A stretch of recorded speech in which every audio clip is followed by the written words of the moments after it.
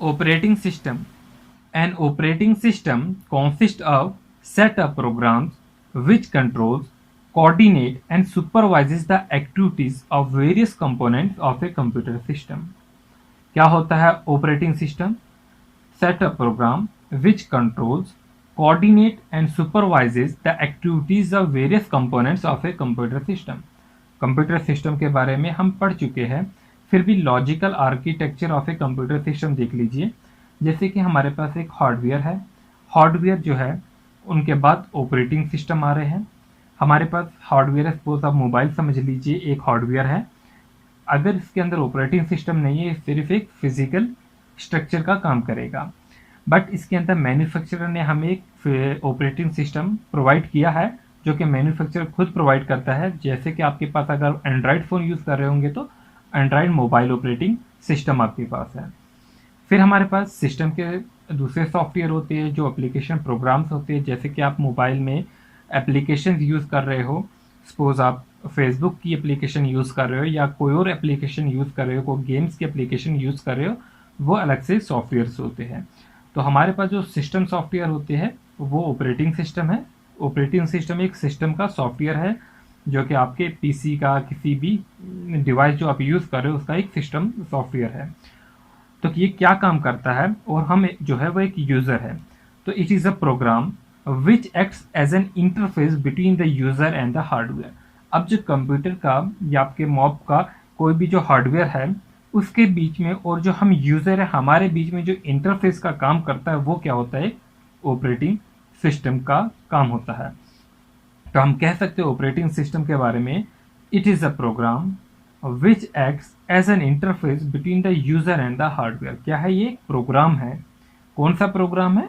Which acts as an interface between the user and the hardware. तो ये important बात है। अब हम डिफाइन कर सकते हैं ऑपरेटिंग सिस्टम सॉफ्टवेयर को। N operating system is the interface which acts between the computer hardware and the end user. क्या ऑपरेटिंग सिस्टम एक ऐसा इंटरफेस है जो कि हार्डवेयर और एंड यूजर के बीच में जो है इंटरफेस का काम करता है। It is a system software. बहुत इंपॉर्टेंट लाइन है कि ये सिस्टम सॉफ्टवेयर है। एप्लीकेशन सॉफ्टवेयर नहीं होता ऑपरेटिंग सिस्टम, क्या होता है? सिस्टम सॉफ्टवेयर होता है। विच controls the overall activity of the computer system. जो पूरा कंप्यूटर सिस्टम जो हम पढ़ चुके हैं उसकी सारी की सारी एक्टिविटी को कंट्रोल करता है। Some of the commonly used operating system are, जैसे कि माइक्रोसॉफ्ट विंडोज़ है, मैक ऑपरेटिंग सिस्टम, लाइनक्स आता है हमारे पास। They are loaded when we switch on the computer. उसी का लोड हो जाते हैं जैसे ही हम अपना सिस्टम जो है वो ऑन करते हैं, ये ऑपरेटिंग सिस्टम भी अपना वर्क परफॉर्म करने लगते हैं। अब हम पढ़ेंगे types of the operating system में, जिसमें हमारे पास आते हैं batch operating system, time sharing operating system, distributed operating system, real time operating system, network operating system, और भी बहुत से ऑपरेटिंग सिस्टम है जो हम पढ़ेंगे। और उसके बाद हमारे पास कुछ स्पेशल ऑपरेटिंग सिस्टम आते हैं जिनमें हमारे पास मोबाइल ऑपरेटिंग सिस्टम्स आते हैं, हमारे पास हैं MS DOS आते हैं हमारे पास, ठीक है, और एप्पल मैकिंटोश आता है, लाइनक्स के बारे में पढ़ेंगे, माइक्रोसॉफ्ट विंडोज़, इन सब के बारे में हम पढ़ने वाले हैं। तो इससे शुरू करने से पहले थोड़े से फंक्शन देख लेते हैं ऑपरेटिंग सिस्टम जो है वो क्या क्या फंक्शन जो है परफॉर्म कर सकता है। ऐसे तो ओवरऑल एक्टिविटी सारी की सारी जो कंप्यूटर सिस्टम है उसे वो परफॉर्म करता है, बट क्या इंपॉर्टेंट मेन फंक्शन जो है ऑपरेटिंग सिस्टम के, first is process management, process की मैनेजमेंट करता है। Second is memory management, memory की मैनेजमेंट करता है। Third is file management, then security and command interpretation. तो ये इंपॉर्टेंट फंक्शंस है किसके? ऑपरेटिंग सिस्टम के। अब क्या होता है ये प्रोसेस मैनेजमेंट? ए प्रोसेस को हम जॉब भी कहते हैं, also called as job, is a program in execution.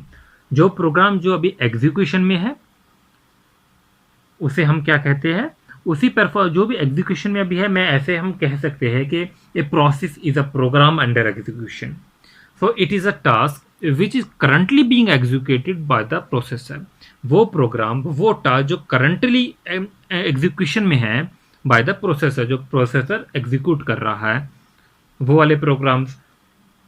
तो और उसके अलावा जो ऑपरेटिंग सिस्टम है, it handles the creation and deletion of A processes and also manages the scheduling and synchronization of a process.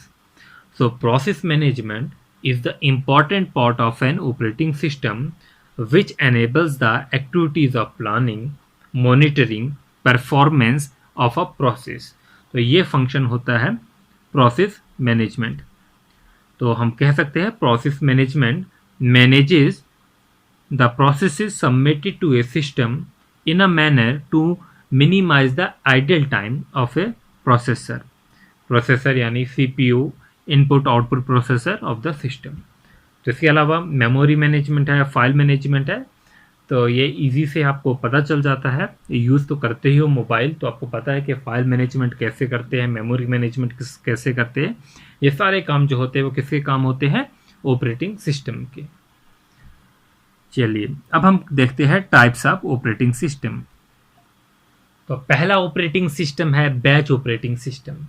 नाम से ही पता चलता है बैच ऑपरेटिंग सिस्टम के कि यहाँ पर बैचेस की बात की जाती है, यानी कि एक बैच पूरा होता है तो दूसरा बैच ऑपरेट होगा. तो एक ऐसा ऑपरेटिंग सिस्टम है, this type of operating system do not interact with the computer directly. बहुत इंपॉर्टेंट लाइन है इसमें कि बैच ऑपरेटिंग सिस्टम में this type of operating system do not interact with the computer directly. तो यहाँ पर directly operate नहीं करते हैं, यहाँ पर एक ऑपरेटर की ज़रूरत पड़ती है. There is an operator which takes similar jobs having same requirement and groups them into batches. तो यहाँ पर सेम जॉब को अलग अलग बैच में डाला जाता है. It is the responsibility of the operator to sort the jobs with similar needs. तो ये ऑपरेटर की ही जिम्मेदारी होती है उन जॉब्स को एक साथ करना जिनकी सिमिलर नीड्स होती है. तो हम कह सकते हैं in batch processing operating system a number of jobs are put together and executed as a group. This operating system is responsible for scheduling the jobs according to the priority and the resources required. It is the type of operating system It is a type of operating system which does not interact with the computer directly. तो कुछ examples हैं जैसे कि आपकी bank statements हैं, ठीक है, Unix है आपकी, ये कुछ एग्जांपल्स हैं, पेरोल सिस्टम है. तो ये एग्जांपल्स किसकी है? बैच ऑपरेटिंग सिस्टम की. इसमें जॉब्स को एक साथ किया जाता है और एक एक जॉब को बैचेस में डाला जाता है जो सिमिलर जॉब्स हो, फिर उसे first come first service basis पे जो है परफॉर्म किया जाता है. Time sharing operating system. देखिए in time sharing operating system a small amount of time is allocated for the processing simultaneously. थोड़ा सा टाइम दिया जाता है हर किसी को ताकि वो प्रोसेसिंग जो हो साइमल्टेनियसली कर सके टाइम शेयरिंग में. The time sharing operating system allows multiple programs to simultaneously share the computer resources. It provide to each processes to be run. हम समझ जाएंगे एक CPU है हमारे पास, CPU के साथ मल्टीपल टर्मिनल्स जुड़े हैं, बहुत से कंप्यूटर्स जुड़े हैं. जैसे कि आपके कॉलेज लैब है, वहाँ पर ऐसा होता है कि आपका जो CPU है, आपके CPU के थ्रू में मल्टीपल यूज़र जो है वहाँ पर है और हर किसी को जो CPU है वो रिस्पॉन्स कर रहा है. आप एक यूज़र हो, आपका फ्रेंड है, साथ में दूसरे फ्रेंड है, इस तरीके से यूज़र 1, यूज़र 2, यूज़र 3, यूज़र 4 करके बहुत से यूज़र हैं. आपको पता भी नहीं चलता है कि कंप्यूटर ने किस टाइम किसको रिस्पॉन्स किया. ये लगता है सारों को साइमल्टेनियसली रिस्पॉन्स किया, क्योंकि टाइम जो होता है बहुत सेकेंड्स का होता है, मिली सेकेंड्स का जो होता है वो टाइम होता है. तो टाइम शेयरिंग क्या होता है? यही होता है इन time sharing operating system. A small amount of time is allocated for the processing simultaneously. तो यहाँ पर जो है कॉलेज लैब ही एक बेस्ट एग्जांपल है. तो आप ये समझ लो time sharing is a technique which enables many people located at various terminals to use a particular computer system at the same time. Processor's time, which is shared among multiple users simultaneously, is termed as time sharing. तो ये होता है time sharing. या तो हम define कर सकते हैं टाइम शेयरिंग ऑपरेटिंग सिस्टम को each task has been given some time to execute, हर टास्क को टाइम दिया जाता है कि वो एग्जीक्यूट अपना कर सके program, so that all the task work smoothly, ताकि सारे के सारे जो टास्क है वो स्मूथली चल सके। इसे मल्टीपल टास्किंग जो है सिस्टम भी कहा जाता है। वो क्यों?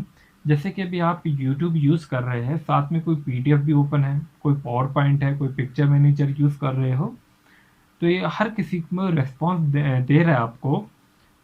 ईच यहाँ पर हर सीपीयू जो किसी को रिस्पॉन्स दे रहा है। Each user gets time of CPU as they use single system. These systems are also known as multitasking system. The task can be from single user or from different user also.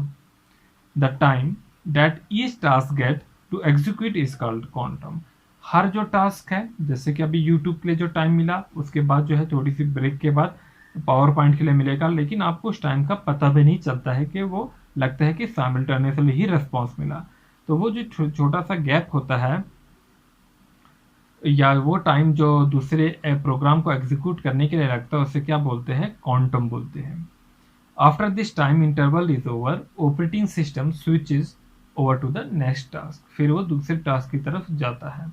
तो इसकी examples भी जैसे कि multitask है, Unix है, ये सारी जो है वो इसी की एग्जांपल है। मैक ऑपरेटिंग सिस्टम है, टाइम शेयरिंग ऑपरेटिंग सिस्टम की ये एग्जांपल्स है। तो यहाँ पर भी कुछ प्रॉब्लम्स भी रहती है, जैसे कि प्रॉब्लम ऑफ डाटा कम्युनिकेशन। अब बहुत से यूज़र जो है वो यूज़ कर रहे हैं, सीपीयू एक ही है, यूज़र जो है वो डाटा जो है वहाँ से कम्युनिकेशन हो सकती है। प्रॉब्लम और रिलायबिलिटी भी है यहाँ पर, question of security, integrity of user program and data, ये सारी चीज़ें रहती है इसमें टाइम शेयरिंग ऑपरेटिंग सिस्टम में। Single user operating system, it is a type of operating system which allows only one user at a time.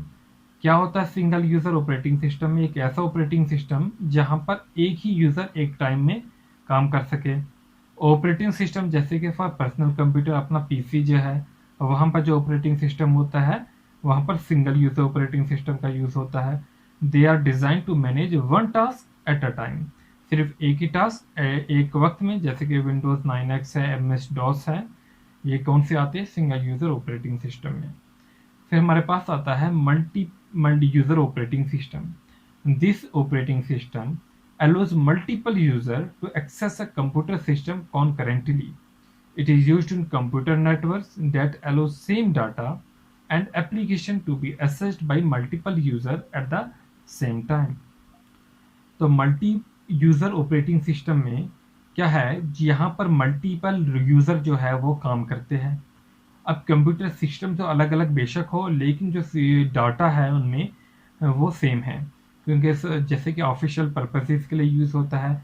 हर किसी को same data है, सेम चीज़ें जो है, सेम रिपोर्ट है, सेम शीट बनाने हैं। यहाँ पर किसका यूज़ होता है? मल्टी यूज़र ऑपरेटिंग सिस्टम का। It is using computer network. तो जो सिंगल कंप्यूटर है, यहाँ पर वो एक नेटवर्क सा बनाते हैं जिनमें सारा का सारा सेम डाटा होगा, सेम एप्लीकेशन का यूज हो रहा होगा, to be assessed by the multiple user at the same time. और सेम जितने भी यूजर है उन सारे वो उसको उस चीज को एक्सेस कर सकेंगे। तो ये होता है multi user operating system. Next is real time operating system, RTOS। Real time operating system क्या होता है? मेन ऑब्जेक्टिव जो है रियल टाइम ऑपरेटिंग सिस्टम का ये है, is their quick and predictable response to event than any other operating system. बहुत ही क्विक रिस्पॉन्स मिलता है, प्रिडिक्टेबल रिस्पॉन्स मिलता है कोई भी इवेंट है किसी और ऑपरेटिंग सिस्टम से।